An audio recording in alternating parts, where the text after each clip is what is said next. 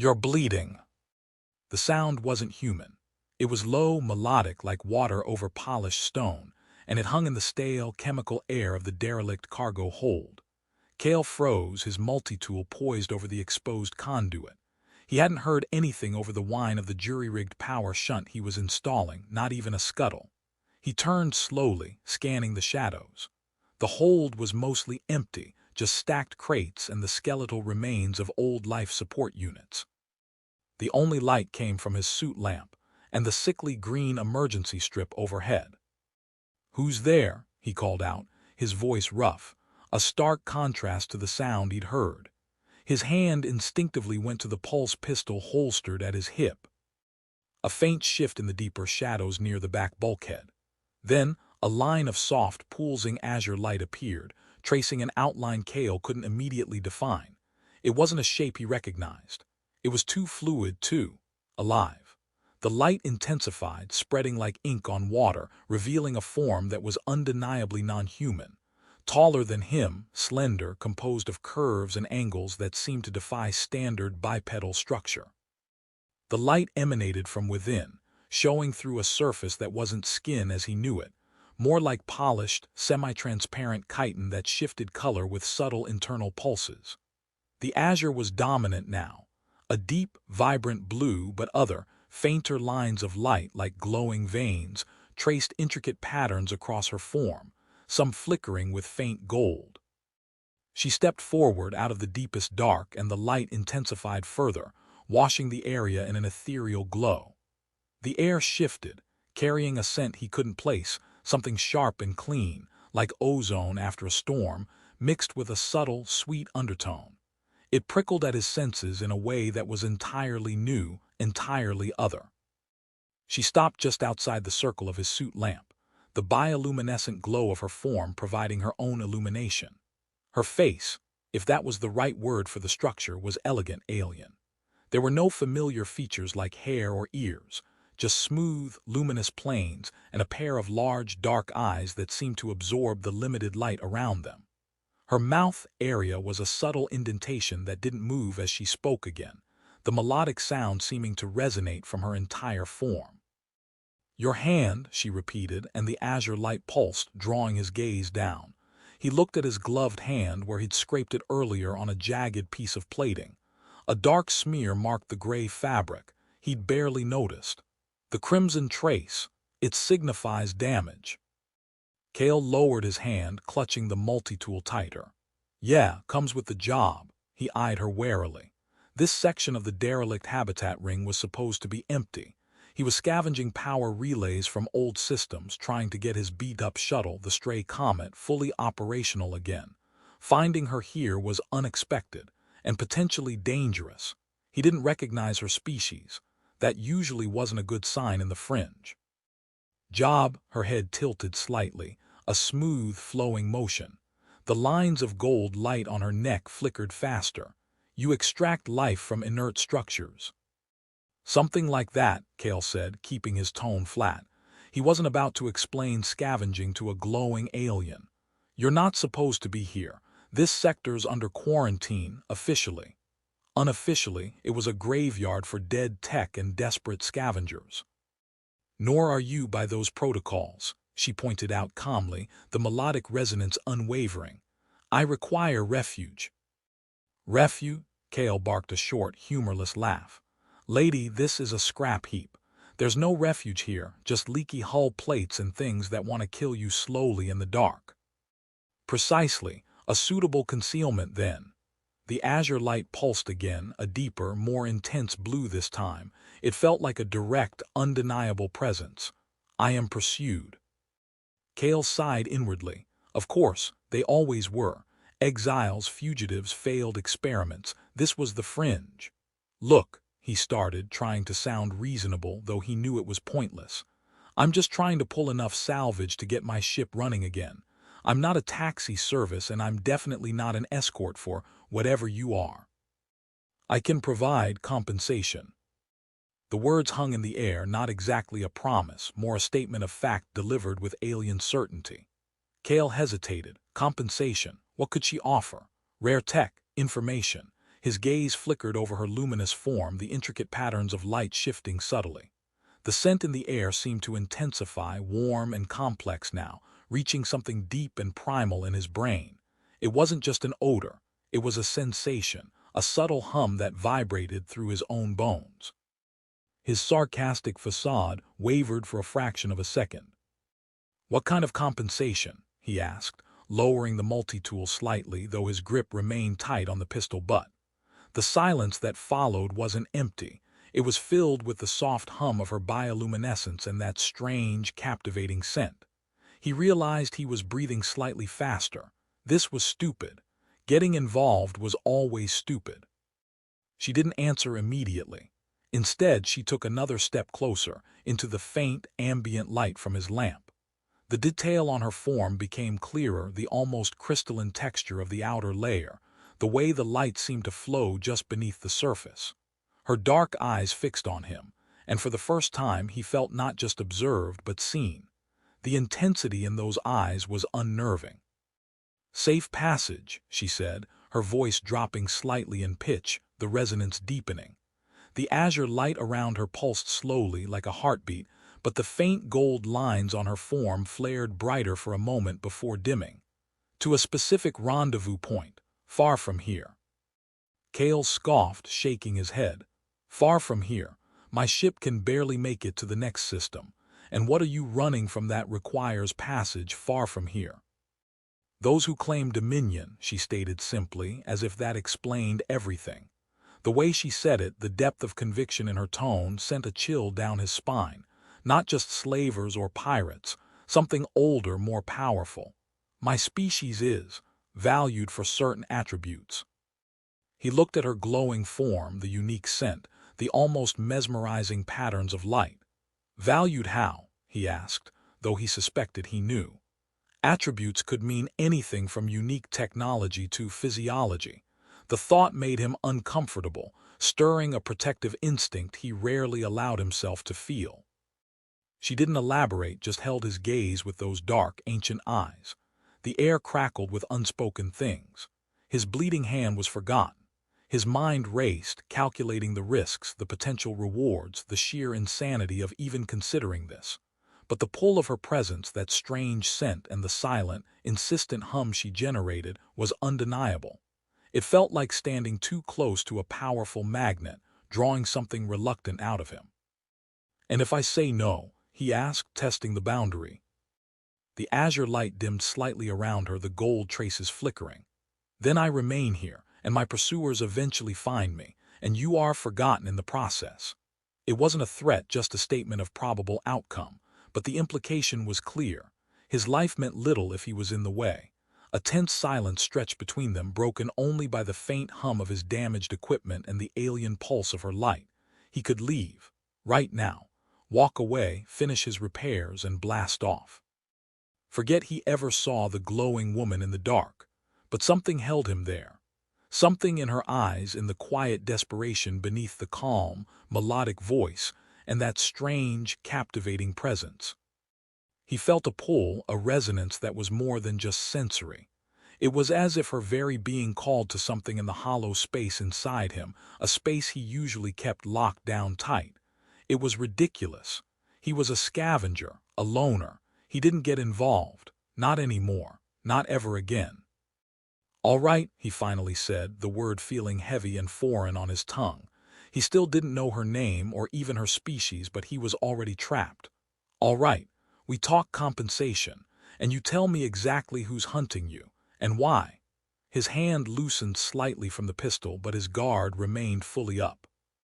The azure light around her pulsed again, brighter this time, and a faint, almost imperceptible wave of that strange, sweet scent washed over him, a silent acknowledgement that felt surprisingly potent. This was going to be complicated.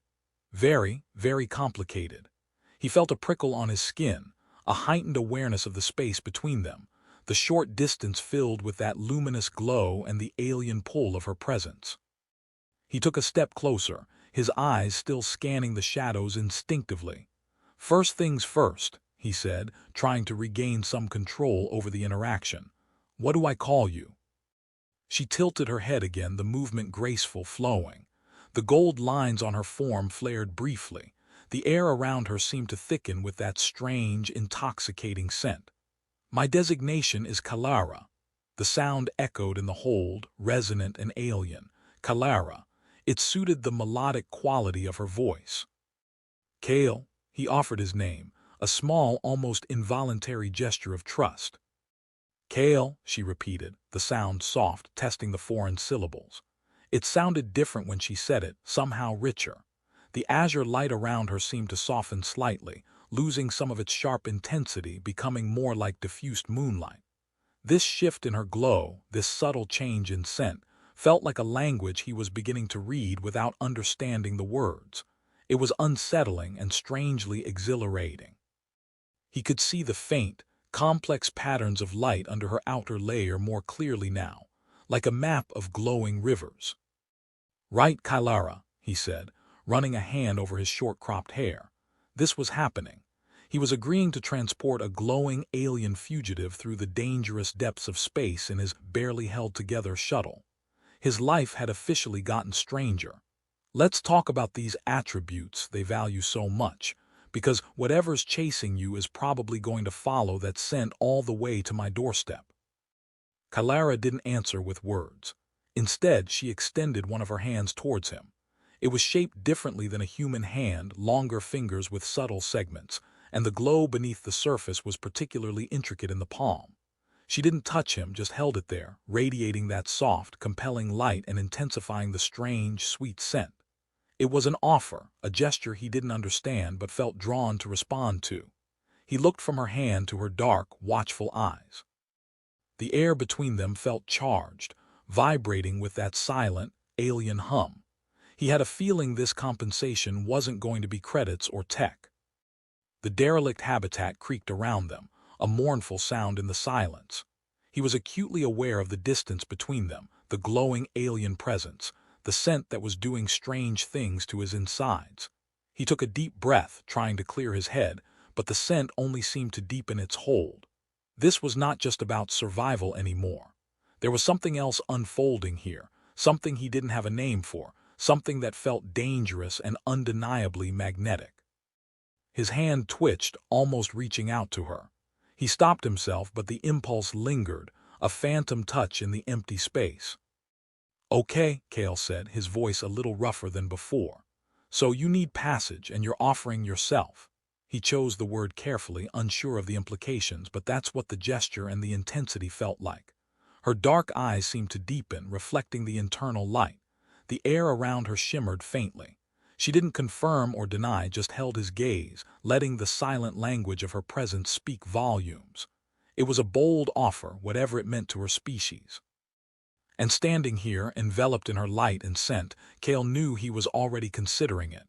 He was a fool, a complete and utter fool, but he couldn't look away. The damaged power conduit sparked behind him, spitting green light and making him flinch back slightly. Kalara didn't react, her focus absolute. The sudden noise broke the spell for a moment, reminding him of the precariousness of his situation and hers. "All right, enough of the mystery," Kale said, forcing a return to practicality. "My ship's 2 levels down, the access hatch is this way." He turned, gesturing with his head towards the nearest corridor junction. "We move quiet. This place might be derelict, but it's not empty." He didn't wait for her response, starting towards the junction, listening for the soft, resonant hum of her movement behind him. He could still feel her presence, that powerful alien pull, even without seeing her. This was a mistake, a monumental mistake. But as he moved through the dark corridors, he found himself intensely aware of the glow moving behind him, the foreign sound of her steps, and the way the air seemed to vibrate with her closeness. It was a strange kind of company, unlike any he'd ever known. And for the first time in a long time, the silence didn't feel quite so empty. He glanced back over his shoulder. The azure light followed, steady and unwavering. And for a fleeting second, he thought he saw the faintest trace of something else in her glow, something that looked like curiosity. They moved through the derelict habitat, the only sounds the creak of the ancient structure and the soft resonance of Kalara's movement. Kale kept his pace steady, his eyes scanning every shadow, his senses on high alert. It wasn't just the potential for other scavengers or the habitat's crumbling infrastructure that unnerved him. It was Kylara herself. The way her light pulsed subtly with what he was beginning to recognize as shifts in her state, the ever-present scent that clung to the air around her, intensifying when she was close. It wasn't just a smell. It was a sensory invasion, bypassing his rational mind and resonating somewhere deeper. He kept glancing back, not just to ensure she was following, but drawn by the sheer alienness of her form, the intricate dance of light beneath her surface. "You said you were pursued," Kale stated, his voice low. "By who? Not just pirates. You used the word dominion." Kylara moved alongside him, her bioluminescent glow illuminating the dust motes dancing in the air. "They are called the Kathan," she resonated, the sound vibrating through the floor plates. "They are collectors of unique life forms. They deem certain species, particularly those with inherent biological value, as resources, to be harvested or controlled." Kale's stomach turned. Harvested. He'd heard whispers of the Kathan on dark, remote stations.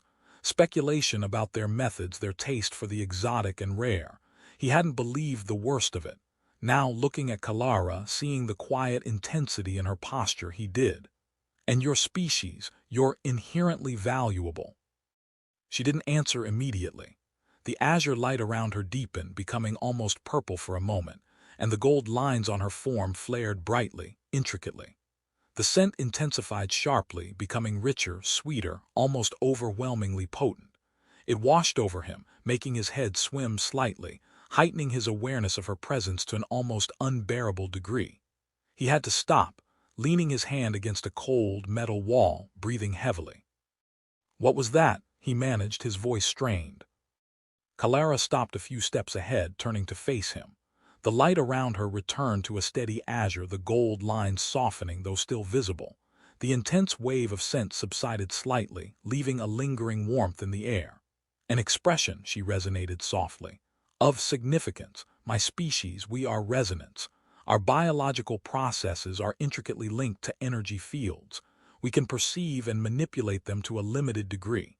And our core matrix holds potential for significant power manipulation. The Kathan seek to exploit this." Kale shook his head, trying to clear the lingering effects of that sensory flood. "Energy fields, power manipulation. Great. So you're a living battery they want to plug in somewhere." "It is more complex," she said, her tone even. "Our connections are deep, to the life force itself. They seek to sever that connection, to isolate the energy for their own use. It is not compatible with our existence." The subtle shift in her light, the slight tremor in the resonance of her voice, conveyed a depth of horror that transcended simple words. Harvesting wasn't just extraction, it was violation on a fundamental level. "Right," Kale said, pushing himself away from the wall. "So, you're a target because you're essentially a walking power source with fancy lights, and they're going to follow your energy signature, or whatever it is, straight to me." "Not the signature itself," Kylara corrected. "It is masked for now, but my presence leaves a resonance, a faint trail, and they have trackers, those who specialize in sensing us." "Trackers," Kale muttered, running a hand over his face. "Of course, there are always trackers." He started walking again, faster this time. "Okay, new plan. We don't stop until we're off this station and in the deepest part of dark space I can find. Where is this rendezvous point?" "The Veiled Nebula," she resonated. "The system of Xylos. There is a sanctuary there, my people who have escaped." Kale stopped dead. The Veiled Nebula, Xylos, that was deep space. Days, maybe weeks of travel, even if his ship was in perfect condition.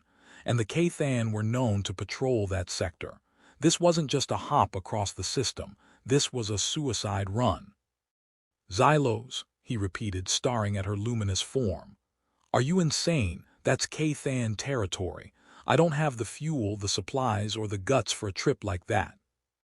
Kylara stepped closer, her azure light steady, her dark eyes fixed on him.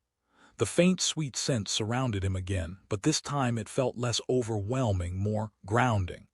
"It is the only sanctuary," she stated. The Cathan presence there is heavy, but it is also where the resistance gathers. It is paradoxical but true. He wanted to argue, to refuse, to turn around and go back to his ship alone. But her proximity, the quiet certainty in her gaze, the subtle, complex language of her shifting light and scent, held him captive. He was already involved. He had seen her, spoken to her, felt the strange resonance of her being. He couldn't just abandon her now, not knowing what waited outside. "And the compensation," he asked, his voice low, "for this suicide mission?" She reached out her hand again, the intricate light in her palm flaring gently. This time, instead of just holding it out, she slowly, deliberately extended a single, slender finger. It moved towards him, not to touch him, but to trace an invisible line in the air between them. As it moved, the azure light intensified along the path, leaving a faint, shimmering afterglow that slowly faded. It felt like a physical caress, even though there was no contact. The scent intensified, a wave of warmth washing over him, settling deep in his chest. It wasn't just a smell or a light, it was a communication that bypassed his rational mind. It felt like a claim. "My bond," she resonated, the sound soft, deep, filling the small space between them. "A connection of resonance and shared energy. It is the most valuable exchange my people offer. It is permanent." Cale stared at her, stunned. A bond, permanent, what did that even mean? It sounded less like payment and more like merging. His mind reeled. He was a loner by necessity, by choice. He didn't do permanence. He didn't do connections, especially not with alien fugitives who were hunted by existential threats and communicated through light and scent. "Permanent?" he scoffed, trying to inject some of his usual sarcasm, but it felt weak, unconvincing. "What, like marriage? I'm not exactly the settling down type, Calera." The dark eyes seemed to soften slightly, though their intensity remained. The azure light around her took on a warmer hue. "Not as your species defines it, perhaps," she resonated. "It is a merging of frequencies, a recognition of resonance. It offers mutual protection, enhanced awareness, and comfort." The last word hung in the air, simple and profound. Comfort. It was a concept that felt incredibly distant to him, something he hadn't experienced in years. He looked at her, at the mesmerizing dance of light, felt the subtle hum and the intoxicating scent. It was alien, terrifying, and strangely, deeply alluring. The thought of being connected to her, of sharing some fundamental part of her unique being, stirred something within him he couldn't name. It was a vulnerability he usually fought tooth and nail. But standing here in the dark, derelict station, facing the impossible journey and the terrifying hunters, the idea of not being entirely alone, of having that resonant connection, felt like a lifeline, even if it was a lifeline made of alien light and scent. "Mutual protection, huh?" Cale said slowly, considering the implications. "So if they find you, they find me too. Great." But his tone lacked its usual cynicism. "If the bond is accepted," Calera resonated, her voice gaining a quiet strength, "our combined resonance is stronger, more difficult to track, and in moments of extremity we can draw upon each other's core energy. It is a shield and a weapon. A living shield, a weapon, and a permanent connection." The terms were insane, but the prospect of facing the Cathan alone was even more so. And the pull of her presence, the strange, almost addictive quality of her light and scent, was making it increasingly difficult to think clearly. He was trapped, not just by the situation, but by the intoxicating alienness of the woman before him. He took another step towards her, narrowing the small distance between them. His hand, the one that had been bleeding, was now close enough to feel the faint warmth radiating from her form. The scent was stronger here, pulling him under. His rational mind screamed at him to run, to break contact, to get as far away from this impossible situation and this impossible woman as he could. But his body, his senses, were already responding in ways he didn't understand, craving a closeness that went beyond the physical. He felt drawn to the light, to the resonance, like a moth to a flame, but with a deeper, more fundamental need. He was standing on the edge of something vast and unknown, and he had the terrifying feeling he was about to step off. "All right, Clara," he said, his voice barely a whisper. He reached out his hand tentatively towards hers. It wasn't a gesture of repair or defense this time. It was a raw, hesitant offer. His human skin, rough and scarred, met her luminous, crystalline-like surface. There was no heat, no cold, just a faint vibration that spread up his arm and settled in his chest. Her azure light flared around their joined hands, encompassing them in a sphere of vibrant blue. The gold lines on her form pulsed in complex, rapid patterns. The scent intensified, no longer just a smell but a taste on his tongue, a sound in his ears, a feeling in his bones. It was overwhelming, beautiful, and terrifying. He felt a sudden, intense surge of energy, not just from her but through him, a connection sparking deep within his own core. It felt like being seen, truly seen, for the first time. And in that instant, he knew the bond was forming, whether he fully understood it or not. His fate was now inextricably linked with the glowing alien woman in the dark. The contact was immediate, overwhelming. Not just a touch, but a merging of sensations. The moment Kale's hand met Clara's, a wave of energy surged through him, hot and vibrant, entirely unlike anything he had ever experienced. It wasn't electricity. It was more fundamental, like the force that held atoms together, now coursing through his veins. Her light flared, surrounding their joined hands in a blinding burst of azure and gold, and the world narrowed to this single point of contact.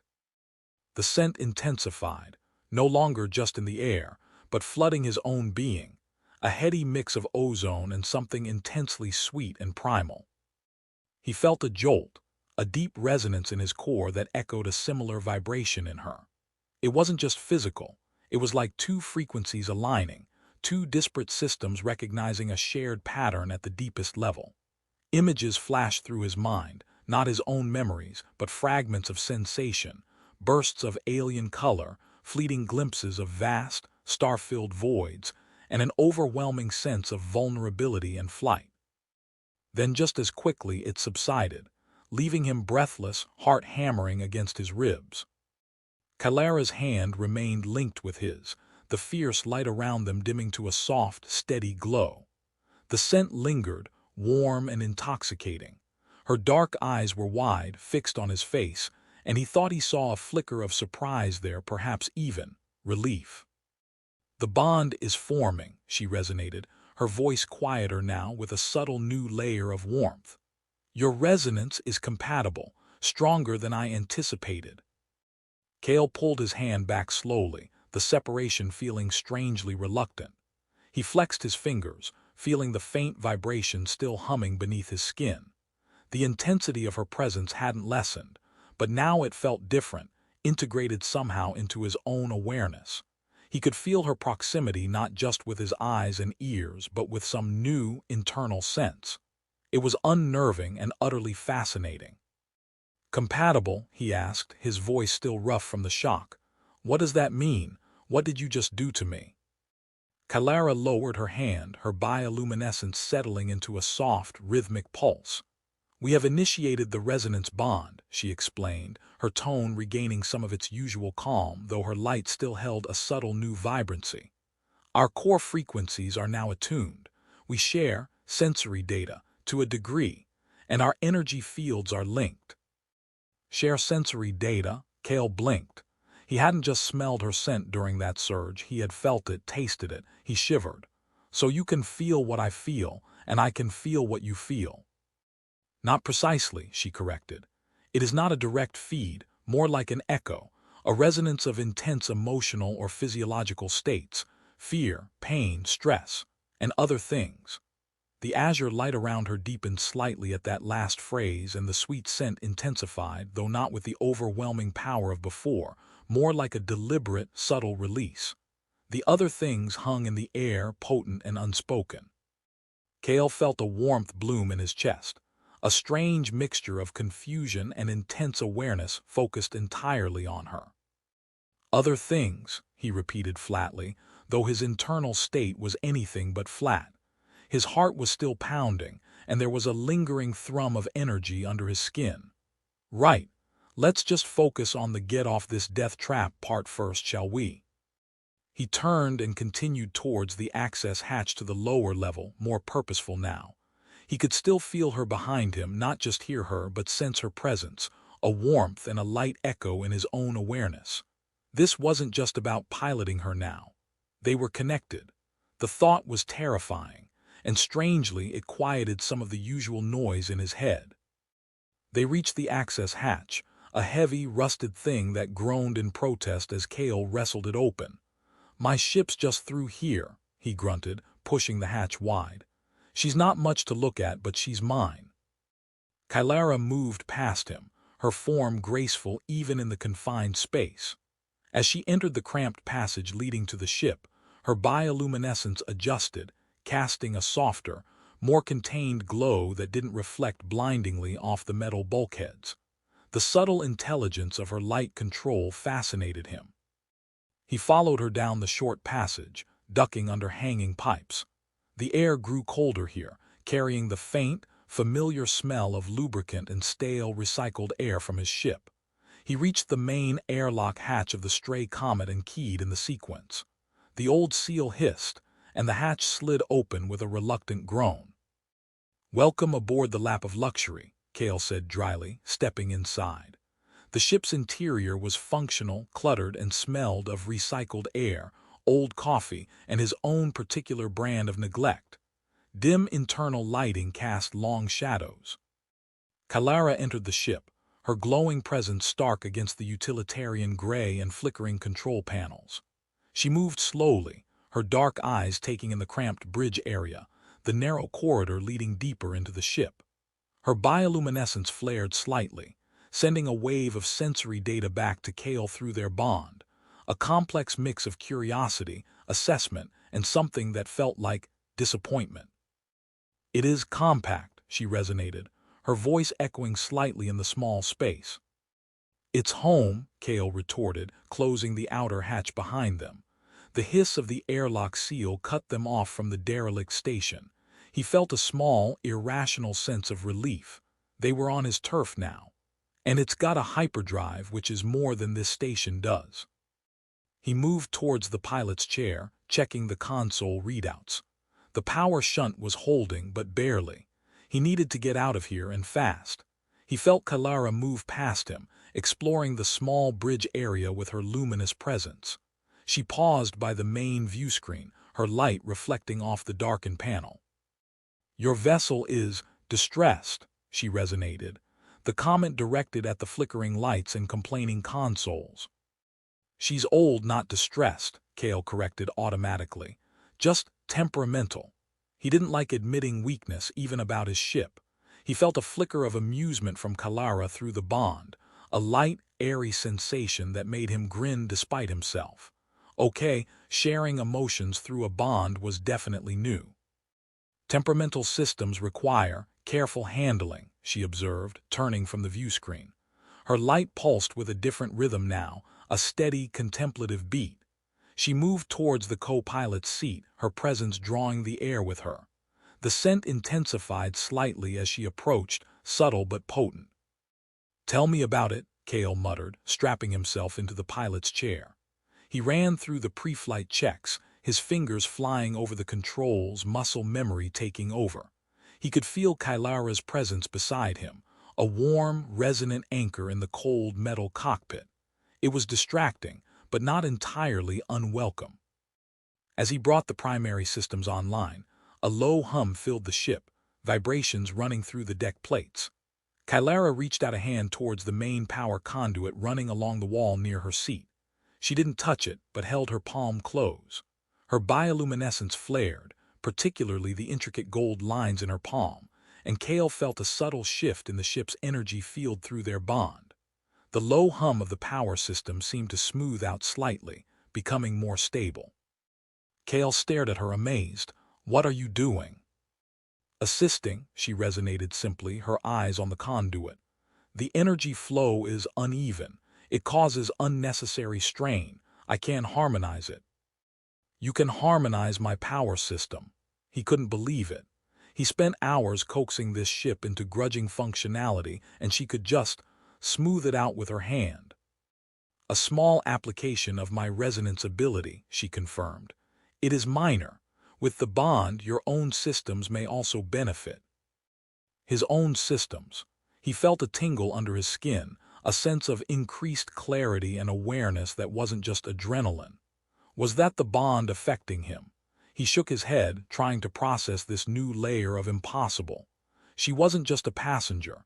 She was an active participant connected to him, connected to his ship, in ways he couldn't comprehend. Right, he said, focusing back on the controls. The ship was ready. He felt a surge of nervous energy through the bond from Kalara, a sense of anticipation mixed with quiet fear. He echoed it with a burst of his own grim determination. "Strap in," Kale ordered, hitting the release for the dock clamps. The ship shuddered free from the derelict habitat. On the main view screen, the station slowly drifted away, a silent monument to decay. "Destination, Xylos," he muttered, punching in the preliminary jump coordinates. It was a long shot, a terrifying, probably suicidal shot, but he wasn't alone anymore. He had a glowing alien fugitive with a permanent bond, a strange scent, and the ability to harmonize his failing ship systems. And maybe, just maybe, that was enough. He glanced over at Kylara. Her gaze was fixed on the starfield ahead, her bioluminescent steady, a beacon of alien presence in the small, familiar cockpit. He felt a strange mix of dread and exhilaration. His life had definitely taken an unexpected turn. He initiated the jump sequence. The ship vibrated, the engines whining a familiar, distressed tune. Kalara's hand instinctively reached out towards the power conduit again, her light flaring slightly. Kale felt the energy flow stabilize through the bond, the whine smoothing out, the vibrations becoming less jarring. He smiled wryly. Maybe having a sentient energy harmonizer wasn't so bad after all.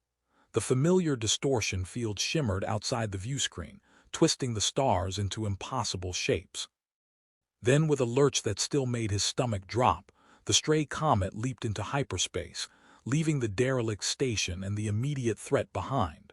The long, dark journey had begun, and he wasn't navigating it alone. Kylara's presence beside him felt immense, a silent, resonant anchor in the rushing, disorienting non-space of hyperspace. Hyperspace was a blur of non-colors and rushing sensation. Kale had always hated it, the disorienting speed, the loss of tangible reality. But this time it was different. Kylara sat beside him, her bioluminescence a steady, calming presence against the chaotic backdrop. The resonance bond hummed between them, a subtle vibration that grounded him amidst the sensory overload.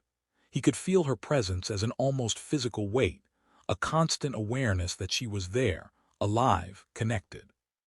The first jump was tense. They emerged back into real space in an empty sector, nothing but distant stars and nebulae. Kale ran diagnostics, checking for pursuit, system status, everything. Kylara remained silent, her gaze fixed on the main view screen, her light shifting with what Kale now recognized as focused observation. "Clean jump," Kale announced, leaning back in his seat. "No tails I can see, ship held together, thanks." He glanced at her. "The harmonics are improved," she resonated. "The system operates with less resistance." "Yeah, well, don't get used to it," he said, though he knew it was futile. Their bond was permanent. She was used to him now, whether he liked it or not. The thought still felt alien, unsettling. The next few jumps were similar, uneventful stretches of hyperspace travel interspersed with cautious checks in real space. They fell into a rhythm. Kale handled the navigation and ship systems. Kylara sat beside him, a luminous co-pilot who occasionally reached out a hand to harmonize a flickering console or a straining power feed. Her presence was a constant, low-level hum in his awareness, a subtle echo of her emotional state and calm focus, a faint undercurrent of vigilance. During one long stretch in hyperspace, Kale finally broke the quiet.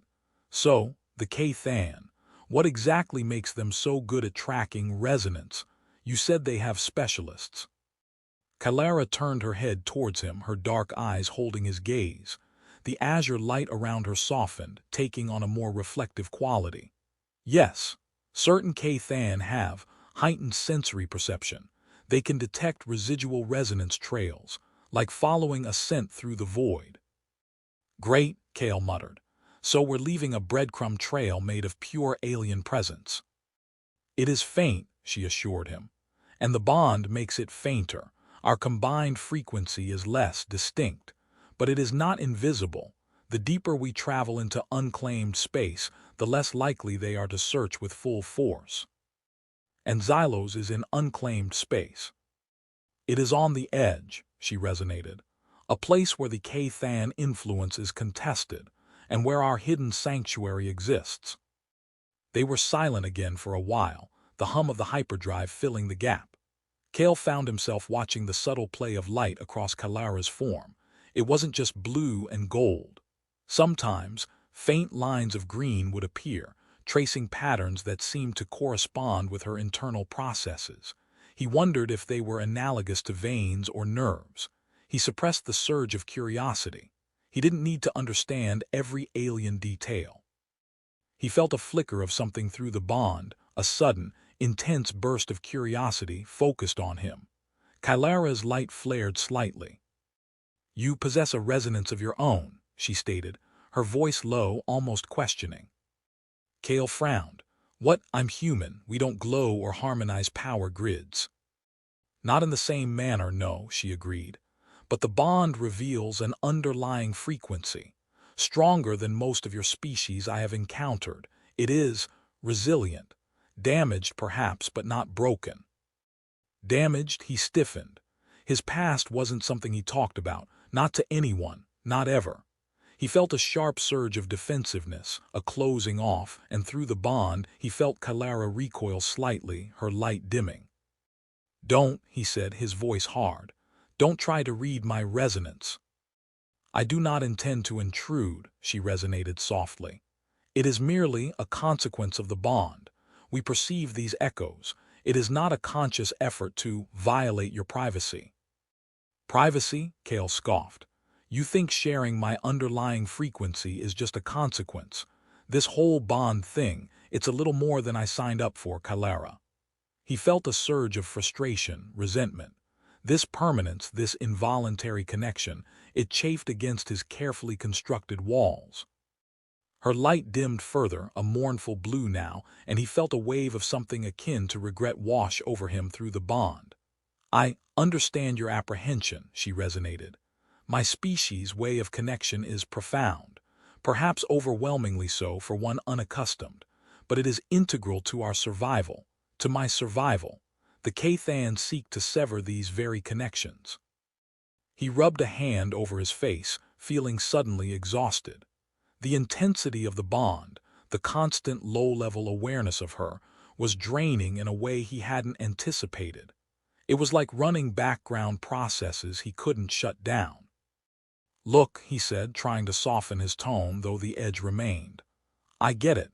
You need this bond, but I didn't exactly get a full prospectus before we initiated it. You just did it, in a derelict station." "It was a moment of necessity," she resonated. "And the gesture is universally understood among my people as the initiation." "Well, I'm not your people," Kale said, the sarcasm back. "And my people usually exchange rings or something, not full-body sensory overloads." He felt that faint flicker of amusement from her again, a light, airy feeling through the bond that softened the tension slightly. She didn't respond with words, just the subtle shift in her light, the faint echo of humor. It was infuriating how easily she could disarm him with these non-verbal communications through the bond.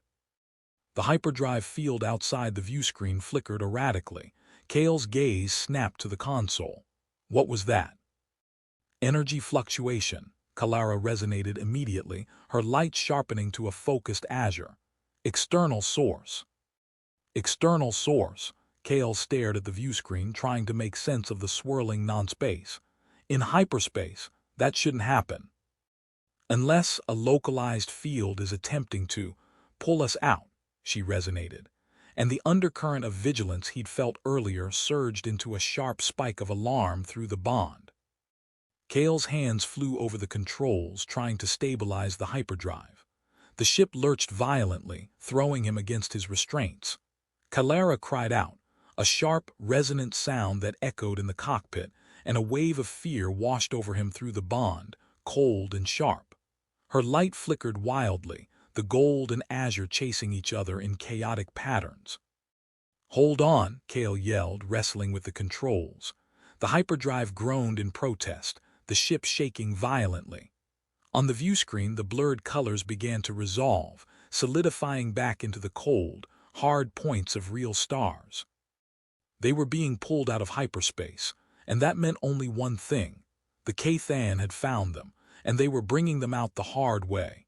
Panic surged through Kale, cold and paralyzing. He felt Kylara's own terror echoing it through the bond, amplifying the sensation. He had to fight it. He had to focus. "Damn it," he snarled, gripping the steering yoke. He had to get the real space engines online quickly before whatever was out there could get a lock on them. He glanced at Kylara. Her bioluminescence was a tempest of flickering, chaotic light, her whole form radiating pure, unadulterated fear. He felt it, a crushing weight in his own chest. "Kalara," he snapped, trying to cut through the fear.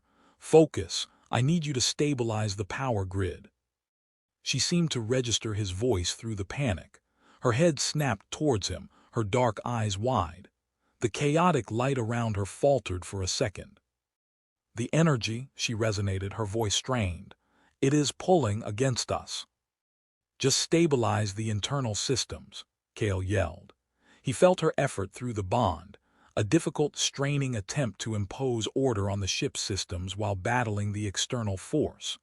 Her light began to settle slightly, a fierce blue emerging from the chaos, the gold lines tracing patterns of intense effort. The ship dropped out of hyperspace with a sickening jolt, the sudden return to real space jarring his bones. Red alert lights flashed across the cockpit. Sirens blared. On the main viewscreen, two sleek predatory ships hung in the void, their hulls dark and angular, utterly without visible light. Kale felt a wave of pure malice radiating from them through the bond, a cold, alien presence that settled deep in his gut. The Kathan. They had found them, and they were here to collect. The Kathan ships were on them instantly. Energy weapons lanced out, tearing through the void. Kale threw the stray comet into a frantic series of evasive maneuvers, the old ship groaning under the strain. Alarms shrieked. The cockpit lights flickered violently. "Shields down by 20%. The ship's automated voice reported calmly, a stark contrast to the chaos. Kale swore, wrenching the yoke. "Kalara, can you divert power, anything?" Kylara's bioluminescence was a steady, intense blue now, gold lines tracing patterns of focus and effort. She held her hands out, not towards the console, but towards the entire ship around them, as if trying to gather its failing systems into her grasp. He felt the strain of her concentration through the bond, a tight knot of energy. "I am reinforcing the primary shield harmonics," she resonated, her voice tight. "It is difficult. They are projecting a counter-resonance." A counter-resonance. Of course they were. They knew how to hunt her kind. Another energy blast rocked the ship. Sparks flew from an overhead panel. "Shields down by 40%. "I can't hold them like this," Kale yelled, dodging another barrage. He needed a plan, fast. Running wasn't working. "We need cover," he shouted. "Is there anything nearby?" He scanned the tactical display, the sparse starfield on the viewscreen. Nothing but empty space. "There is a localized energy field," Kalara resonated, her gaze fixed on something Kale couldn't see on the viewscreen. "Small, anomalous. It might disrupt their targeting." "Where?" "Bearing 27 Mark 4, she resonated, pointing a luminous finger towards the left side of the viewscreen. Kale didn't hesitate. He slammed the thrust levers forward, angling the ship towards the indicated coordinates. The Kathan ships adjusted their pursuit, their movements chillingly precise. More energy blasts hammered the shields. "Shields down by 60%. "Almost there," Kale gritted his teeth. He felt Kalara's presence beside him, a burning point of focused energy through the bond, pouring everything she had into reinforcing the failing shields. The strain on her was evident, her light flickering despite her efforts to keep it steady. He felt a surge of fierce protectiveness rise in him, hot and unexpected. They plunged into the small, unseen energy field. On the view screen, the stars seemed to warp and smear for a second. The Kathan weapon fire faltered, their targeting systems thrown off. "It works," Kale yelled, a grim triumph in his voice. "It's scrambling them."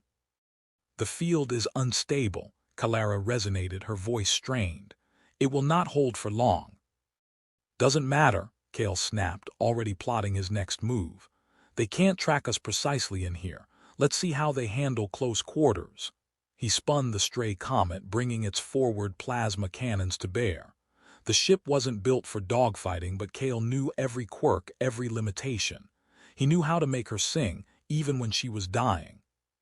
He fired, a twin blast of plasma erupting from the ship's nose. The Kathan ships were too close to avoid it entirely. One took a glancing hit to its flank. No visible damage, but Kale felt a jolt of satisfaction. "They are resilient," Kalara resonated, her light flickering slightly. "So am I," Kale growled. He twisted the ship again, maneuvering within the small, chaotic energy field.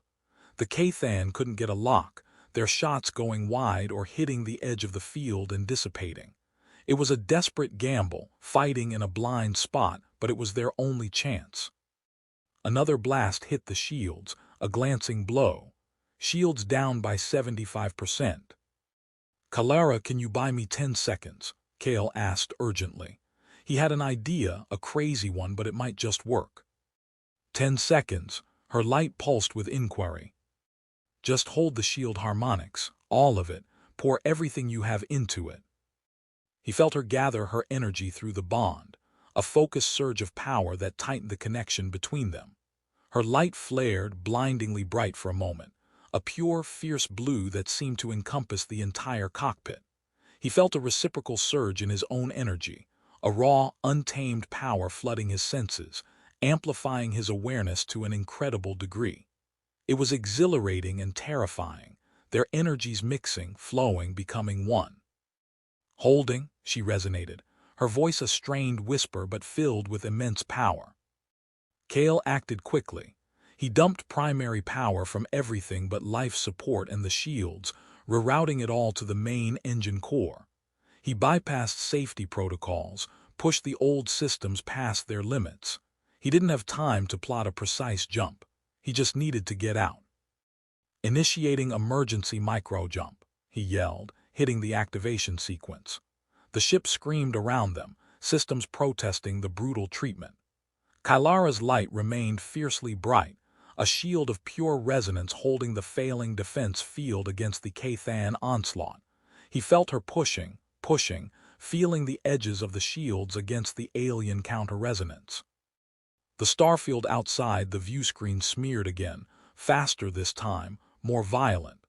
The Kathan energy fire intensified, sensing their intent. They were pouring everything into breaking through before the jump engaged. "Shields failing," the ship announced. Kale felt it through the bond, Kalara's energy flickering, her light dimming, the immense strain pulling at her. The shield resonance she was projecting began to waver. "I cannot hold," she resonated, her voice weak. "Almost there," Kale urged, his own energy reserves feeling stretched thin, pulled upon by the bond. He felt a surge of pain from her, a sharp internal agony. The ship shuddered violently. A section of the main shield grid collapsed. Red emergency lights flared on the console. Then, with a sudden, disorienting snap, they were gone. The micro-jump was brutal. It wasn't a clean transition through hyperspace, but a violent tear through the fabric of space-time. Kale was thrown forward against his restraints, stars blurring into streaks of light and chaos. When they snapped back into real space, the silence was deafening after the shriek of alarms. The red emergency lights were still flashing, but the Kathan ships were gone. Kale slumped back in his seat, breathing heavily. Every muscle ached. He looked over at Kalara. Her bioluminescence was almost entirely dimmed, just faint, flickering lines of blue and gold tracing her form like dying embers. She was slumped in the co-pilot's seat, her head tilted back, her chest rising and falling shallowly. The powerful, vibrant presence he had felt beside him just moments ago was gone, replaced by a profound, alarming stillness. "Calara," he said, his voice rough. No response. He felt a wave of cold panic flood him through the bond. Her energy was weak, the vibrant hum reduced to a faint, irregular pulse. He quickly unstrapped himself and moved to her side, kneeling beside her seat. "Calara, hey, talk to me." He reached out a hand, hesitant, then placed it gently on her arm. Her surface felt cool, almost inert, and the intricate patterns of light beneath seemed sluggish, fatting. He felt a weak echo through the bond, pain, exhaustion, a deep, resonant ache. She had poured everything into holding those shields, protecting him, protecting them both. She had saved them, and it had nearly killed her. "Damn it, Calara," he murmured, guilt twisting in his gut. He hadn't fully understood the cost of her harmonizing. It wasn't just a trick. It was a draining of her own vital energy, amplified by the bond, pushed to its limits. He looked around the cockpit. Systems were offline, panels dark. The micro-jump had damaged the ship significantly. They were in real space, but he had no idea where. The tactical display was blank. The navigation system was offline. "We need to get you stable," he said, his mind racing. He wasn't a medic, and he definitely wasn't an alien physiologist. What did her species need? Energy? Rest? He felt a flicker of awareness from her through the bond, a tiny spark in the darkness. And then, a faint resonance, weaker than anything he had heard before. "Rest, Kale." "Yeah, rest," he agreed, even though he knew it was more than that. He needed to get her somewhere safe, somewhere he could figure out what to do. But the ship was crippled. He couldn't jump again, maybe not even fly straight. He looked out the view screen. Still nothing but empty space. He was stranded, the only other being on board an unconscious, glowing alien who had sacrificed her energy to save him. He gently scooped her up, surprised by her lightness. Her body felt fragile without the vibrant light radiating from within. Her head rested against his shoulder, cool against his neck. The faint, sweet scent was still there, but muted, tinged with the metallic tang he now recognized as her equivalent of blood or something close to it. He carried her back through the narrow corridor, ignoring the sparking panels and the groaning bulkheads. He needed to get her to the medbay, a small, basic compartment he rarely used. He laid her gently on the narrow medical cot. Her light was barely visible now, just a faint, uneven flicker. He stared at her, his heart heavy. She had saved him. A complete stranger, an alien fugitive, had given her core energy to shield his old ship, to protect him. The permanence of their bond felt less like a burden now and more like a profound responsibility. He was tied to her. He had to help her. He checked her form carefully, looking for obvious damage. Nothing visible, but her surface was cool and the internal light felt erratic. He didn't know what to do. He was a scavenger, a pilot, a survivor, not a healer. He sat down beside the cot, taking her hand gently in his rough human skin against her cool, faint surface. He focused, trying to understand her state through the bond. Pain, weakness, a deep, pervasive weariness, and a resonance he hadn't felt before, a complex pattern of light and sensation that felt like repair. Her body was trying to heal itself, drawing on its own limited reserves. He felt a vague awareness from her again, a struggle to communicate. He focused on the bond, trying to make sense of the weak signals. Need, energy, his energy. He frowned. Could his own energy somehow help her? The bond connected them. They had shared energy during the shield reinforcement, but that was her projecting out. Could he somehow transfer energy to her? He had no idea if that was even possible or if it would hurt her or him. But he couldn't just sit there and watch her fade. He had to try something. He took a deep breath, closed his eyes, and focused on the bond, on the faint, struggling pulse of her presence. He gathered his own internal energy, the raw vitality he used to stay alive in the harshness of the fringe, the resilience Kalara had sensed. He didn't know what he was doing, just acting on instinct, on the desperate need to help her. He imagined his energy flowing through the bond, through their joined hands into her. A warm, steady stream of human vitality meeting her complex alien core. He felt resistance at first, a foreign architecture that wasn't meant to process his kind of energy. But he pushed gently, urging his energy towards her, focusing on the weak, flickering light within her form. Slowly, subtly, he felt a change. The faint pulse of her presence grew slightly stronger. The flickering lines of light on her form became a little more steady, a little brighter. He felt a soft resonance of acceptance from her through the bond, a silent acknowledgement of his attempt. He kept pushing his energy, feeling a corresponding drain on himself. He was getting lightheaded, weak, but he couldn't stop, not when it seemed to be helping. He focused on the connection, on the shared space the bond created between them, pouring his strength into that conduit. He didn't know how long he stayed there, kneeling beside the cot, his hand clasped in hers, his energy flowing into her. Minutes, hours. Time lost meaning in the quiet desperation of the medbay, the only sound the faint hum of failing life support and the ragged sound of his own breathing.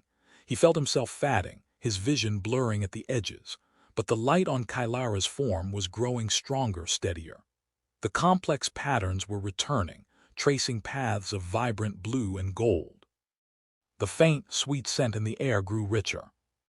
Finally, he felt a stronger surge through the bond, a resonance of returning strength. Kailara's dark eyes fluttered open. They focused on him, wide and clear. Her bioluminescence flared, a warm, brilliant azure, banishing the shadows in the small room. The complex gold patterns on her form pulsed with renewed vitality. "Kale," she resonated, her voice stronger now, though still soft. He slumped back, letting go of her hand, utterly drained but filled with an overwhelming sense of relief. "You're okay," he whispered, his voice hoarse. She pushed herself up slowly, sitting on the edge of the cot. Her light was vibrant, almost blindingly so, filling the small medbay with an ethereal glow. She looked at him, her dark eyes filled with an intensity that made his breath catch. "You shared your lifeline," she resonated, her tone awestruck. "You gave your own energy through the bond to replenish mine." Kale shrugged weakly. "You saved my ass," seemed like the least I could do. She reached out a hand, not hesitating this time, and placed it gently against his cheek. Her surface was warm now, radiating not just light but a deep, resonant heat. The touch sent a jolt through him, a powerful flow of returning energy that chased away the exhaustion and filled him with a vibrant, almost overwhelming vitality. It was like she was giving him back everything he had given, multiplied tenfold, infused with her own alien essence. "Your energy is different," she resonated, her thumb gently tracing the line of his jaw. Her light pulsed against his skin, a soft, warm glow. "Rougher, more resilient. It resonates with a primal strength I have not encountered before." He leaned into her touch, closing his eyes for a moment, just letting the warmth and energy flow through him. It felt incredible, like being plugged into the universe's own power source. And having her touch him like this, so gently, so intimately after all the chaos and fear, was a level of closeness he hadn't allowed himself in years. "And yours is light," he murmured, opening his eyes, "and scent and life." He looked at her, at the vibrant, pulsing light, felt the deep hum of the bond, the warmth of her touch. They had faced death together, had literally shared their life energy.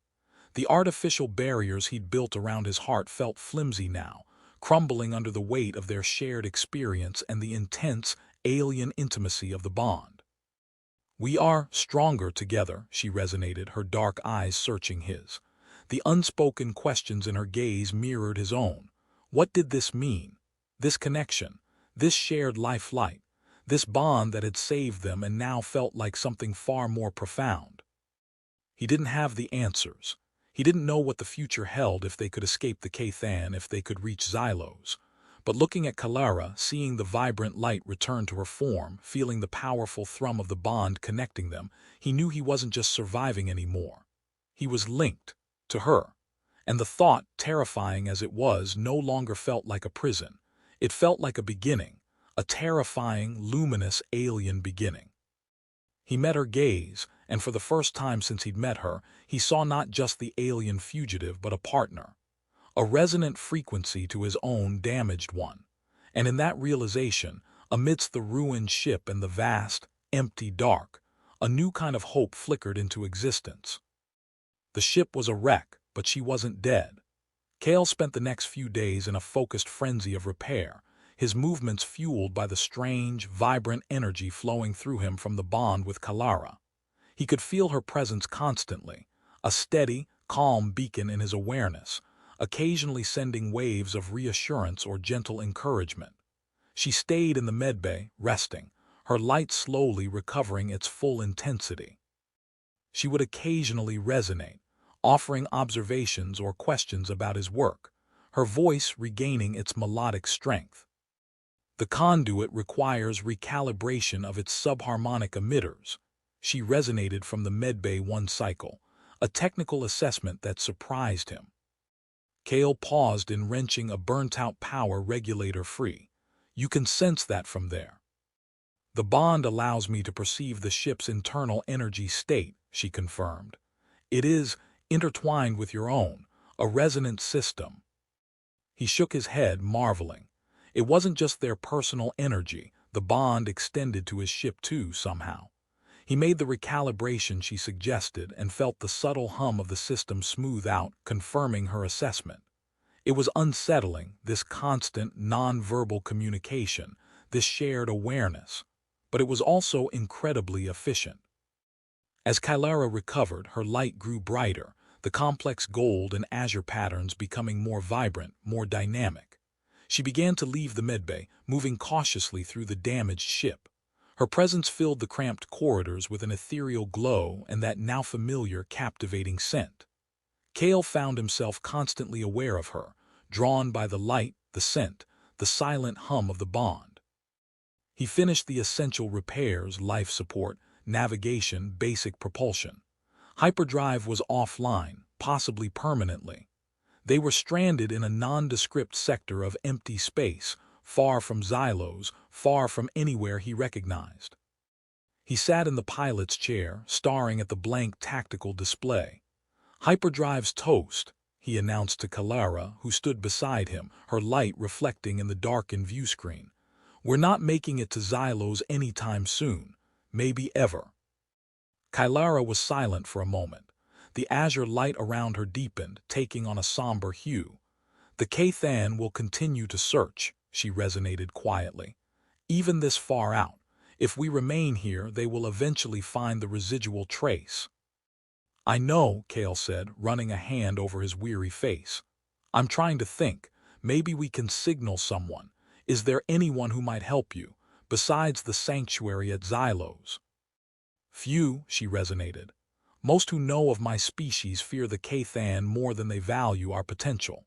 There are scattered resistance cells, but contacting them without alerting the Kathan is precarious. He felt the weight of her situation, the vastness of her struggle, settling on him through the bond. It wasn't just about his survival anymore. It was about hers and the fate of her species and the resistance she spoke of. What about your species? He asked, hesitant. Are there others like you out there, not just at Xylos? We are few, she resonated. Our numbers dwindled greatly under Kathan predation. Those who remain are in hiding or captured, or harvested. The word resonated with a deep internal pain that Kale felt echo through the bond, sharp and heartbreaking. He reached out instinctively, taking her hand. Her surface was smooth, warm, the light flowing between their joined palms. I'm sorry, Kalara, he said, meaning it deeply. She squeezed his hand gently. The bond shares such echoes, she resonated softly. You understand. It wasn't just intellectual understanding. He felt the loss, the fear, the burden she carried, translated through the raw language of the bond. It was an emotional intimacy unlike any he'd ever experienced, bypassing words and defenses, reaching straight into the core of his being. He looked at her, at the radiant, complex beauty of her form, and knew he was irrevocably drawn to her. It wasn't just the bond or the shared danger. It was her. Her quiet strength, her alien grace, the depth of emotion that shimmered beneath her luminous surface. "So we can't jump, we can't signal, and we can't stay here," Kale summarized. "What do we do?" Kylara was silent for a long moment, her gaze distant, as if looking into something beyond the confines of the ship. Her light shifted, tracing patterns of contemplation. "There is another possibility," she resonated slowly. "A relic of my ancestors. It is said to exist in an abandoned system. It is a focal point of pure resonance. It could amplify our combined energy, perhaps enough to transmit a signal that bypasses the Kathan detection frequencies, or even generate a localized jump field." A relic, a focal point of resonance. It sounded like something out of a myth. "Where is this relic?" Kale asked, his skepticism warring with a flicker of hope. "The system of Ethel," she resonated. "It is ancient, believed lost." Kale frowned, searching his internal stellar maps, the rough navigational data he carried in his head. Ethel, the name felt vaguely familiar. An old, dead system, rumored to have unstable stellar phenomena. "Ethel," he repeated. "I've heard whispers, unstable star, ghost systems." "Precise," she resonated. "It is hazardous, but it is also likely undisturbed by the Kathan. They would not risk their ships in such conditions, and the relic, if it exists, would be a powerful source." A hazardous, unstable system for a mythical relic that might save them. It was a long shot, an incredibly dangerous long shot, but they had no other options. "All right," Kale said, steeling himself. "Can you plot a course, assuming we can get enough power to the thrusters to move?" Kylara nodded, her light brightening with renewed purpose. "The basic drive systems are functional. I can guide you. The system of Ethel holds a unique resonant signature. I can perceive its echo, even from this distance." He looked at her, at the quiet determination in her posture, the vibrant return of her light. She was ready to face the unknown, the danger, for the slimmest chance of survival, of striking back. And he was going with her, not just because of the bond, but because he wanted to. He wanted to see this through, with her. "Okay, Kylara," Kale said, a grim smile touching his lips. "Ethel it is. Let's see if this old ship and this new bond are up to one last impossible trip." He released her hand and returned to the pilot's chair, the weight of the decision settling in his gut. Kylara moved to the co-pilot's seat, her presence beside him a constant, resonant reminder that he was no longer alone. The journey was long, dangerous, and uncertain. But somehow, facing it with her felt less daunting than facing anything alone ever had. He felt a wave of calm acceptance wash over him through the bond from Kylara, steady and comforting. It was time to gamble everything on a myth and a connection forged in fire. The journey to Ethel was agonizingly slow.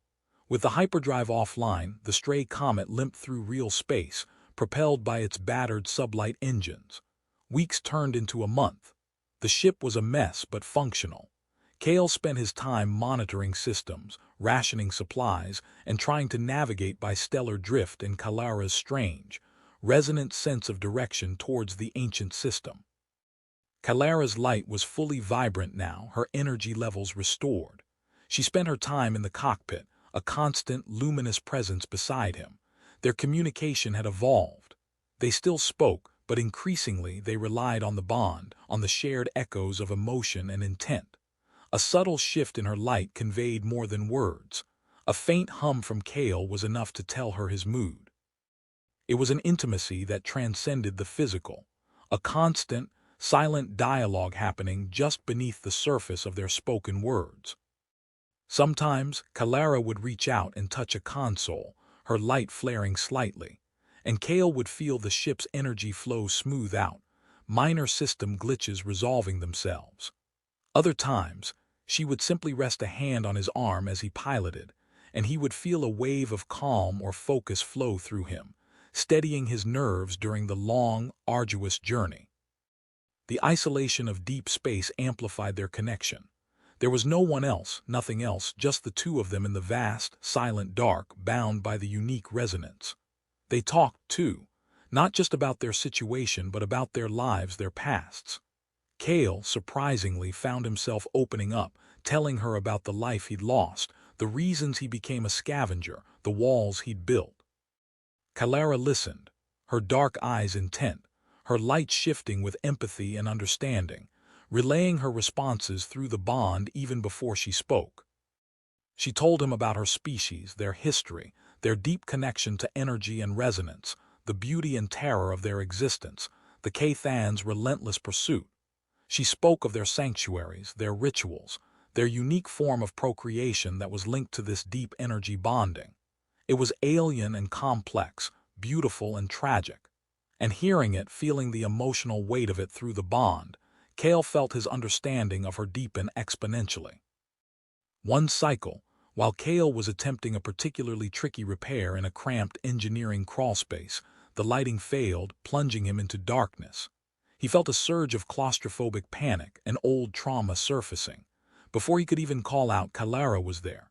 He felt her presence first through the bond, a wave of calm washing over him, pushing back the fear.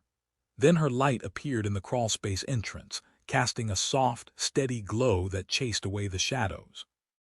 She didn't say anything, just stood there, a silent, luminous anchor in the darkness, her light and presence holding him steady until he could breathe again, until the panic subsided. He crawled out of the space, wiping sweat and grime from his forehead.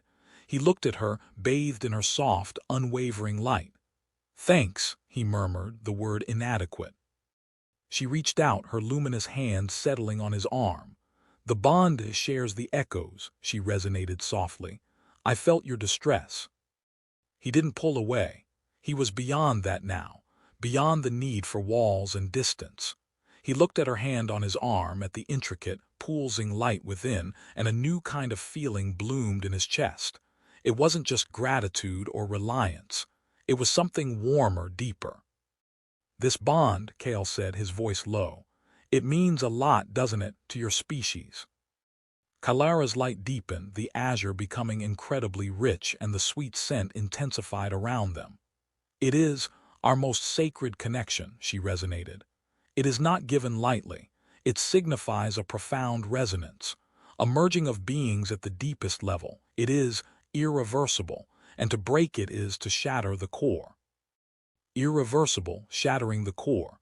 The terms were absolute. This wasn't just a temporary alliance or a transactional exchange. This was a fundamental joining, and she had offered it to him, a damaged, sarcastic human scavenger in a derelict station. The weight of that act pressed down on him. "And you offered it to me," he said, stating the obvious but needing to hear the words. "You resonated," she responded simply. "Your core frequency aligned with mine in a way that called to me, and the need was immediate." Need, yes, there had been necessity, but there was something else too. He could feel it now through the bond, a complex layer of connection that went beyond mere survival. He looked into her dark, fathomless eyes and saw not just need, but a depth of feeling that mirrored his own growing emotions. The ship creaked around them, a small bubble of life and light in the infinite dark. He reached out and gently touched her face, his rough fingers tracing the smooth, luminous surface. Her light pulsed under his touch, a soft, resonant beat. The scent was intoxicating. He felt a powerful wave of something through the bond, anticipation, vulnerability, a yearning that mirrored his own. "Clara," he murmured, leaning closer. Her eyes fluttered closed. The air between them crackled with unspoken tension, with the raw, undeniable pull of the bond and everything it meant. He lowered his head, drawn by an irresistible force, and pressed his lips gently against her surface. It wasn't skin. It was something else entirely, smooth and radiant.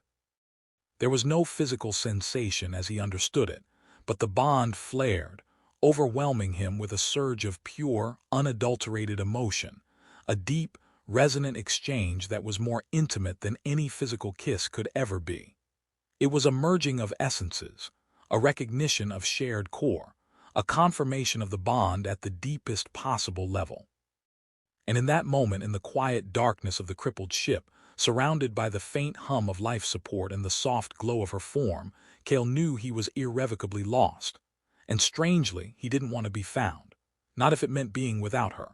He deepened the press of his lips, pouring all the complex, burgeoning feelings within him into that silent, resonant exchange. This was it. This was the permanence she spoke of, and he was ready to embrace it. The first kiss, if it could be called that, was not about lips and skin, but about core resonance, a merging of energy that flowed through the bond. It left Cale breathless, overwhelmed by the sheer depth of emotional and energetic exchange. It was a revelation, a complete redefinition of intimacy. After that, everything shifted. The physical world still existed, the cramped ship, the endless void outside, but it felt secondary to the vibrant, internal reality of the bond. They spent hours together in the cockpit, talking, yes, but mostly just being together, the silent hum of their shared resonance filling the space between them. Clara would sit beside him, her light a constant, comforting presence. He would reach out and touch her hand, her arm, her shoulder, simply to feel the connection, to send a wave of warmth and presence through the bond. Physical closeness became effortless, natural. Her luminous form beside him, the subtle scent that clung to her, the warmth radiating from her surface, it all contributed to a sensory landscape that was uniquely hers, uniquely theirs now. They didn't sleep in separate bunks. It felt unnecessary, artificial. They would curl up together in the pilot's chairs or on the small bench seat in the common area, his human form against her smooth, radiant one. There was no awkwardness, just a deep sense of comfort and belonging that transcended physical differences. The bond ensured that their physical proximity was layered with profound emotional awareness. Intimacy escalated not through conventional means, but through a deeper exploration of their shared resonance. Touching her wasn't just a physical sensation. It was a gateway to feeling the intricate dance of light and energy within her, to sensing her emotional state with startling clarity, to feeling the reciprocal flow of his presence within her being. One night cycle, stranded deep in the dark, Cale was struggling with the memories of his past, the weight of the people he had lost. He felt the familiar walls start to rise, the cold isolation he usually retreated into. He hadn't said a word, hadn't given any outward sign of his distress, but Clara felt it through the bond. Her light shifted, becoming a deep, empathetic blue, the gold lines pulsing slowly, rhythmically. She reached out and placed a hand gently over his heart. He felt a wave of warmth spread through him, not just physical warmth, but a gentle, comforting presence that seemed to wrap around the raw edges of his old wounds. "The echoes are sorrowful," she resonated softly. "You carry great burden, Cale." He closed his eyes, leaning into her touch. He didn't need to explain. She felt it. She understood. It was the first time he had ever truly felt seen, truly understood in his grief. And in that understanding, the isolation crumbled. He reached out and pulled her closer, burying his face against her neck, breathing in her unique scent, letting her light surround him. She held him, her resonance a steady anchor against the storm within him. He felt her own echoes of loss, woven with a quiet strength, a shared resilience. They weren't just two individuals anymore. They were a resonant system, two damaged frequencies finding harmony in each other. Physical intimacy followed naturally from this emotional depth. It wasn't driven by lust in the human sense, but by a profound need for connection, a desire to express the depth of their bond through every means available. Touching her became an act of worship, an exploration of the intricate, luminous landscape of her form, guided by the subtle shifts in her light and the silent language of the bond. She guided him, too. Her movements were alien, graceful, driven by an internal rhythm he was only beginning to understand. When they were physically close, the bond would flare, amplifying their senses, their emotions, the flow of energy between them. Her bioluminescence would deepen, swirling into intricate patterns that reflected her pleasure, her intensity. He learned to read her like a living constellation, the dance of light and scent conveying everything she felt, everything she desired. Making love with Kalara was not a physical act, it was a merging of beings. It was losing himself in her light, in her scent, in the overwhelming resonance of the bond. It was feeling the pulse of her core energy against his own, a vibrant, consuming exchange that left him breathless and utterly fulfilled. There was no conventional penetration, no familiar mechanics of human sex. It was a more profound, more elemental communion, a dance of light and energy and shared consciousness facilitated by the bond. And in those moments of intense union, surrounded by her blinding light and the intoxicating surge of shared energy, he felt a level of intimacy he hadn't known was possible. He learned about her species' unique biology, how their ability to channel and manipulate energy was intrinsically linked to their reproductive processes. He learned that the resonance bond was not just emotional and energetic. It was the prelude, the foundation, for procreation, a process that required a profound and permanent merging of resonant cores. The full implications of what they had initiated in that derelict station began to dawn on him. This wasn't just about companionship or survival. This was about the continuation of her species, and his role in it was far more fundamental than he could have ever imagined. The knowledge was both terrifying and strangely, deeply exhilarating. He was bonded to an alien noblewoman, hunted across the galaxy, and potentially the last hope for her kind. It was a destiny he had never sought, but one he was now irrevocably tied to. And holding her close, feeling the vibrant life pulsing within her form, he knew he wouldn't trade it for anything. Not even his old, solitary life. He was hers now, completely. Life settled into a routine aboard the crippled stray comet. Kale worked on repairs, Kalara conserved her energy and helped with system diagnostics via the bond.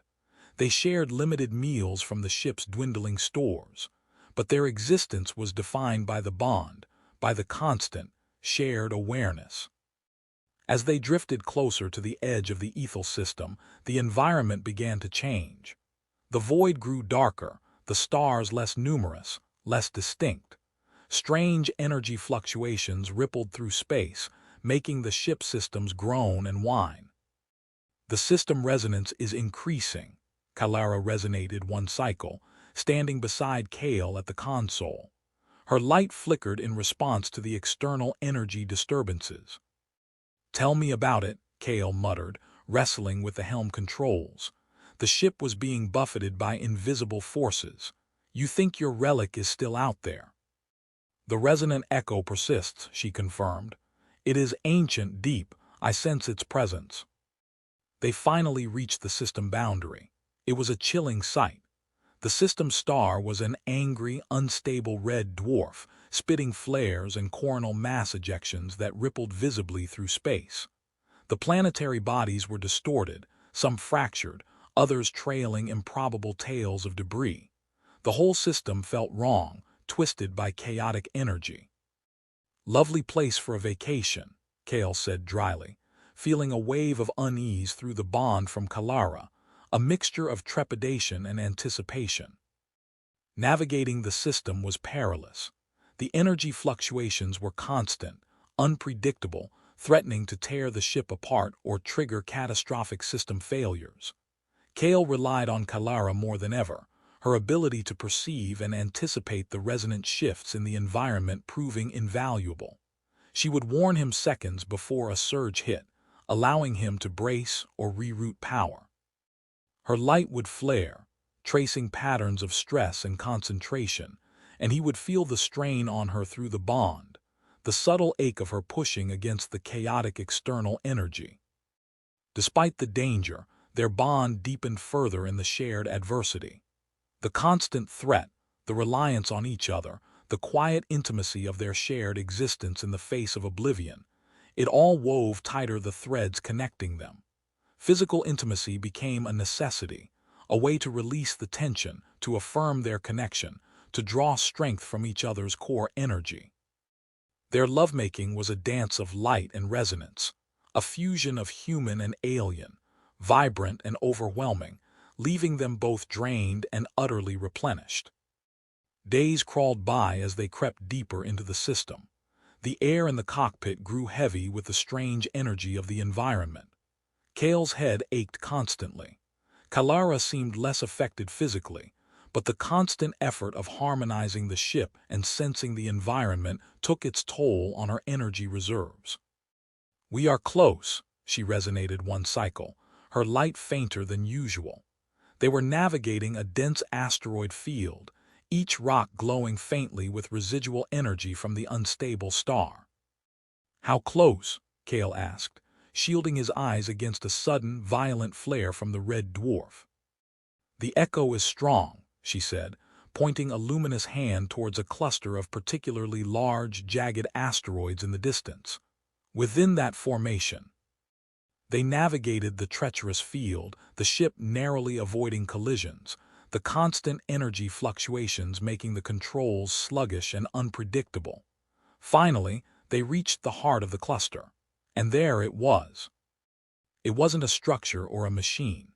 It was a formation of massive, crystalline asteroids, arranged in a precise, geometric pattern around a central void. The crystals pulsed with an inner light, a slow, rhythmic beat of pure energy that resonated through the ship, through Kale, through the bond with Kalara. It was the most powerful, focused energy he had ever felt. "The relic," Kalara resonated, her voice filled with awe. Her own light flared in response, harmonizing with the pulsing crystals. Kale felt it too, a deep, resonant thrumming that vibrated in his bones. It was immense, ancient, powerful, and it felt alive. "Okay," Kale said, guiding the ship towards the central void. "So how do we use it to send a signal, generate a jump field?" Kalara turned to him, her dark eyes shining with the reflected light of the relic. Her light deepened, the azure intense, the gold pattern swirling with profound significance. The scent intensified, becoming almost overwhelming, laced with anticipation and something that felt like sacred purpose. "The relic amplifies resonance," she explained, her voice gaining strength, resonating with the power of the crystals. "It is a nexus. To generate a signal or a jump field requires a focal point, a conduit." Kale waited. He had a bad feeling he knew where this was going. "The bond," she resonated, confirming his fear. "Our bond, our combined resonance must become the conduit, amplified by the relic's power." "Our bond," Kale felt a knot of apprehension tighten in his gut. "What does that mean? What do we have to do?" Kalara stepped closer, reaching out and taking his hand. Her grip was firm, warm, radiating energy. "We must merge our core resonances," she explained, her voice soft but intense. "Completely. Allow the relic's energy to flow through us. Channel it into the desired outcome, a signal or a jump. Merge their core resonances, completely." He thought their intimacy had already reached that level, but the intensity in her gaze, the tremor in her voice, the sheer power radiating from the relic and echoing through the bond, told him this was something else entirely. This was the ultimate merging. This was the sacrifice. "Is it dangerous?" he asked, his voice barely a whisper. "It requires everything," she resonated. "Complete surrender of individual resonance to the combined whole, amplified by the relic's power. It is a profound transformation." A transformation. He looked at her, at the glowing alien woman who had become his world, his anchor, his other half. He thought of the Kathan, of the hunt, of the slim hope of sanctuary at Xylos, of the scattered remnants of her species. This was their only chance, their real chance. He looked at the pulsing crystals of the relic, felt its immense power resonating through the bond. He looked back at Kalara, at the love and trust shining in her dark eyes, reflected in the vibrant dance of her light. He had found meaning with her. He had found a connection that filled the emptiness inside him. He wouldn't turn back now. "All right, Kalara," Kale said, his voice steady, filled with a quiet resolve he hadn't known he possessed. "Let's do it. Let's merge. Let's be the conduit." Kalara smiled, a subtle shift in her luminous features, and a wave of love and acceptance washed over him through the bond, so pure and powerful it brought tears to his eyes. She led him out of the pilot's chair, into the small open space of the cockpit. "We must align," she resonated, guiding him gently. She stood facing the main view screen, towards the heart of the relic formation, and positioned him facing her. Her light flare deepening to an intense, radiant azure, the gold lines swirling into complex, mesmerizing patterns. The air around them thickened with her potent scent, intoxicating and sacred. He reached out and took her hands. Her surface was warm, vibrating with latent energy. He looked into her eyes, lost in their dark depths, and felt his own fears, his own doubts, fade away, replaced by a profound sense of peace and purpose. "Ready?" he asked, though the question felt unnecessary. "Ready," she resonated, her voice a harmony of melodic sound and pure energy. They closed their eyes, focusing inward, focusing on the bond, on the vibrant, living connection between their cores. Kalara began to resonate, a low, building hum that vibrated through the ship, echoing the pulse of the relic outside. Kale focused on her resonance, aligning his own internal energy with hers, allowing their frequencies to merge, to become one. The relic's power surged towards them, drawn by their combined resonance. It flowed through the bond, through their joined hands, through their very beings.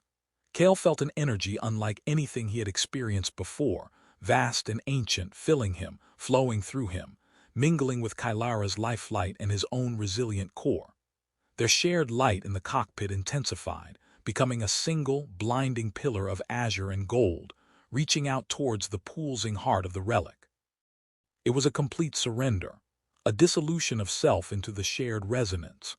Kale felt his consciousness expand, merging with Kalara, with the ancient power of the relic. He saw visions not with his eyes but with his shared awareness, glimpses of Kalara's people, ancient rituals, vast cosmic vistas, the terrifying shadow of the Kathan, and a distant, shimmering possibility of sanctuary. "Focus," Kalara's resonant thought echoed in their shared mind. "On the signal, on Xylos." They focused, pouring the amplified, merged energy through the bond, channeling it outwards, a beacon of pure resonance aimed across the vast distances towards the hidden sanctuary. The ship vibrated violently around them. The relic pulsed with blinding intensity, and the combined light of their merged forms filled the cockpit, filling the ship, pouring out into the chaotic system. It was an overwhelming experience, exhilarating and terrifying, a merging of body, mind, and soul amplified by cosmic power. He was no longer just Kale. She was no longer just Kalara. They were one, a single point of radiant, resonant energy in the heart of a dead system. And as the energy flowed through them, channeled towards their distant hope, Kale felt a sense of release, of purpose fulfilled. This was what the bond was truly for. This was the culmination of their journey. And holding Kalara's hand, their beings merged in the vibrant light, he knew they had found something far more valuable than refuge. They had found each other, and in that finding they had become something more. The light pulsed one final, blinding time, then began to recede. The light faded slowly, leaving Kale and Kalara standing in the cockpit, hand in hand, bathed in the soft, residual glow of her bioluminescence. The immense, resonant hum of the relic crystals outside began to subside, returning to a gentle pulse. Kale felt the separation of their consciousnesses, the return to individual awareness, but the bond between them was stronger than ever, a vibrant, living thread weaving through their cores. He felt utterly drained but also filled with a profound sense of peace. He looked at Kalara. Her light was soft, steady, the azure and gold patterns tracing lines of deep exhaustion but also quiet triumph. She looked at him, her dark eyes searching his face. "Did it work?" Kale asked, his voice raspy. Kalara tilted her head slightly, listening, not with her ears, but with the resonant sense that was now amplified by the bond. A slow, gentle wave of relief and certainty washed over him through their connection. The signal was sent, she resonated softly. Amplified by the relic, it will be received. A wave of tired relief washed over Kale. They had done it. They had used the mythical relic, merged their core resonances, and sent a signal across the galaxy. How long, he asked, until they find us? The signal will guide them, she resonated. Days, perhaps. The Cathan resonance signature was distinct from our amplified signal. They will not follow. Days, enough time to recover, enough time to wait. They stood in the quiet cockpit, the energy of the relic settling around them. Kale felt the lingering echoes of their complete merging, the overwhelming intimacy, the sense of shared purpose. It had changed them, changed him. He looked at his hands, rough and calloused, and then at Kalara's, luminous and intricate. They were so different, yet irrevocably linked. He pulled her gently towards him, wrapping his arms around her. Her surface was cool, then warmed under his touch, radiating a soft, steady heat. He buried his face against her neck, breathing in the comforting scent that was now so familiar, so much a part of him. She held him back, her embrace strong and tender. "We did it," he murmured into her shoulder. "We did," she resonated, her voice a gentle hum against his ear. They stayed like that for a long time, simply holding each other in the quiet after the storm, the shared resonance of the bond filling the small space, a silent conversation of exhaustion, relief, and profound connection. After a while they separated, moving slowly, stiffly, like people who had just survived something immense. Kale checked the ship's systems again. Still barely functional, but life support was stable. They had enough power for minimal lights and heating. Not enough to leave the system under their own power, but enough to wait. They found their way to the small common area, collapsing onto the worn bench seat together. Kalara leaned her head against his shoulder, her light soft and restful. Kale put an arm around her, pulling a thin thermal blanket over them. "The relic," Kale said, breaking the comfortable silence. "What happens to it now?" "Its purpose was fulfilled," she resonated softly. "It amplified our combined resonance. Its energy will dissipate slowly. It will return to being a formation of glowing crystals, until another of my species, bonded, resonates with its core." He thought about the concept. A network of ancient relics, waiting across the galaxy, waiting for those of her species to find them, to resonate, to amplify their bonds. It was a beautiful, haunting image. "Your people will be able to find you now," Kale said, feeling a pang of something he couldn't name. Relief, yes, but also apprehension. What would happen when her people arrived? Would he be accepted? Or would his presence, his bond with Kalara, be seen as something foreign, unwelcome? Kalara stirred, tilting her head to look at him. Her dark eyes held his gaze, filled with a depth of emotion that only the bond allowed him to fully perceive. "They will see the bond, Kale," she resonated, her voice firm. "And they will see you are resonant, that you gave your life light. You are a part of me now, and through me a part of my species." A part of her species. The thought was staggering.